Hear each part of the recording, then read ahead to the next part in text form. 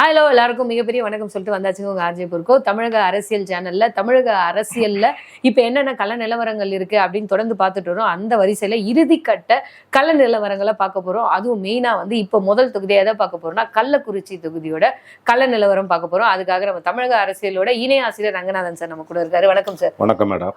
பரபரப்பா போயிட்டு இருக்கு இந்த டைம்ல கள்ளக்குறிச்சியோட கள நிலவரம் சொல்லுங்க. Okay madam. அதாவது கள்ளக்குறிச்சி தொகுதியில திமுக சார்பில் மலையரசன், அதிமுக சார்பில் குமரகுரு, பாமக சார்பில் தேவதாஸ், இவங்க 3 பேத்துக்கு தான் போட்டி இருக்கு. 3 பேரும் களத்துல நிக்கிறாங்க. கள்ளக்குறிச்சி தொகுதியை பொறுத்தளவுக்கு என்னன்னு பாத்தீங்கன்னாக்க தேமுதிக தான் அங்க முதல்ல கேட்டாங்க. இதுல ஒரு பின்னணி கதையே இருக்கு. தேமுதிக அங்க கூடுதல் வாக்கு இருக்கு. கடந்த நாடாளுமன்ற தேர்தலில் 3.21 லட்சம் வாக்குகள் தேமுதிக வேட்பாளர் வாங்கினாரு. இந்த முறை அதிமுகவுக்கு போனது காரணம் என்னன்னு கேட்டீங்கன்னாக்க அதிமுக எடப்பாடி பழனிசாமி பிரேமலதா கிட்ட இந்த தொகுதி எனக்கு வேணும்னு கேட்டு வாங்கினாரு. அதுக்கு என்ன காரணம்னாக்க அங்க எம்எல்ஏவா இருக்கக்கூடிய வசந்தம் கார்த்திகேயன் சில வாய்கள் விட்டாரு. கள்ளக்குறிச்சி தொகுதியில யார் நின்னாலும் தோக்கடிச்சிருவேன் அப்படின்ற மாதிரி விட்டோம்னா, அப்படி தோக்கடிக்கிறியா, ரைட்டு நானே நிக்கிறேன், என்ன தோக்கடிச்சுப்பாரு. இவங்க 2 பேருமே உறவினர்கள். அதனால குமரகுரு கள்ளக்குறிச்சி தொகுதியை எடப்பாடி கிட்ட விருப்பப்பட்டு கேட்டு வாங்கியிருக்காரு. இந்த தொகுதி அவருக்கு தான் வெற்றி வாய்ப்பா இருக்கு. அதாவது அதிமுக வெற்றி வாய்ப்புள்ள தொகுதிகளில் முதன்மையான முக்கியமான தொகுதி கள்ளக்குறிச்சி தொகுதி தான்.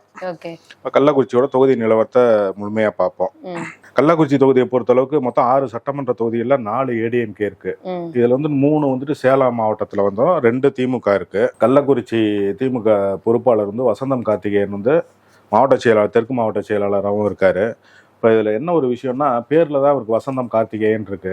ஆனால் பூரா தொண்டர்கள் எல்லாமே இவர் மேலே புயல் கோபத்தில் இருக்காங்க. என்னன்னு கேட்டிங்கன்னா, ஒரு சின்ன கான்ட்ராக்ட், ஒரு கூட்டுறவு பணி, துப்புரவு பணியிலேருந்து பெரிய கான்ட்ராக்ட் வர எல்லாத்தையுமே இவர் ஒட்டுமொத்தமாக கள்ளக்குறிச்சியில் எடுத்துடுறாரு. அதனால கட்சி நிர்வாகிகள், கான்ட்ராக்ட்காரங்க எல்லாமே இவர் மேலே கடுமையான அதிருப்தியில் இருக்கிறாங்க.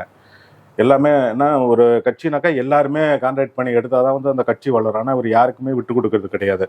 அதே மாதிரி இந்த வேட்பாளர் அறிமுக கூட்டம், அதுக்கு ஏவா வேலு ஃபர்ஸ்ட் வந்தாரு. அதுக்கப்புறம் பார்த்தீங்கன்னா வரவே இல்லை. ஏன்னா ஏவா வேலு தான் விட்டமினையே இறக்கக்கூடிய நபர்.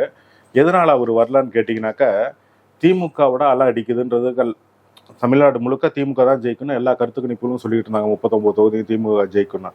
உடனே வசந்தம் கார்த்திகேயன் என்ன பண்றாரு, கள்ளக்குறிச்சி தொகுதியில நமக்கு சாதகமா இருக்கிறது, நம்ம சொல்ற பேச்சை கேட்கிறாள், நம்ம கிட்ட கை கட்டிட்டு நிக்கிறாள் ஒருத்தர் வேட்பாளராக இருந்தா நல்லா இருக்கும்னு சொல்லிட்டு தன்னுடைய வீட்டுல வேலை பார்த்தவருக்கே சீட்டு வாங்கி கொடுத்துட்டாரு.